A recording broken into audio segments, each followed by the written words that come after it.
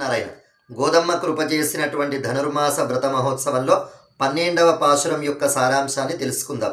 ఈనాటి పాశురంలో లోపల నిద్రించినటువంటి గోపిక మంచి పశు సంపద కలిగినటువంటి గోపాలకుని యొక్క చెల్లెలట. తనని మేల్కొల్పుతూ గోదాదేవి ఒక అద్భుతమైనటువంటి నామాన్ని పలుకుతూ ఉంది. ఇప్పటి వరకు శ్రీకృష్ణ పరమాత్మ యొక్క దివ్యమైనటువంటి నామాలని పలుకుతూ వచ్చింది.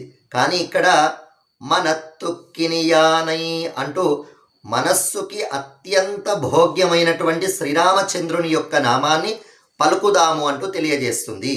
మరి రాముడు ఎంత భోగ్యమైన వాడంటే సూర్యవంశంలో ఆవిర్భవించినప్పటికీ రామసూర్యుడు అనలేదు, రామచంద్రుడు అన్నారు. ఎందుకు అంటే చంద్రునికి ఏ విధంగా అయితే 16 కళలు ఉంటాయో అలానే శ్రీరామచంద్రునికి 16 గుణములు ఉంటాయి.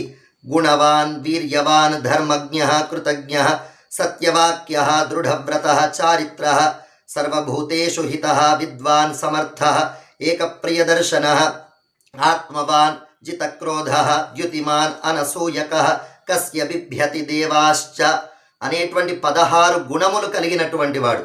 ఇవన్నీ కూడా పర్సనాలిటీ డెవలప్మెంట్ కోర్స్ లాగా ప్రతి పాఠశాలలో ప్రతి విద్యార్థికి చెప్పినట్టయితే ఆ ప్రతి విద్యార్థి కూడా దేశాన్ని, దైవాన్ని, ధర్మాన్ని రక్షించేటువంటి గొప్ప పౌరుడిగా మారుతాడు.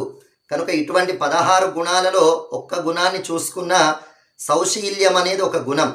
తనకన్నా తక్కువ వారితో విద్య చేత కానీ, ధనం చేత కానీ, సౌందర్యం చేత కానీ, అధికారం చేత కానీ తక్కువగా ఉన్న వారితో కూడా ప్రేమతో కలిసిపోయేటువంటి ఒక స్వభావం సౌశీల్యం.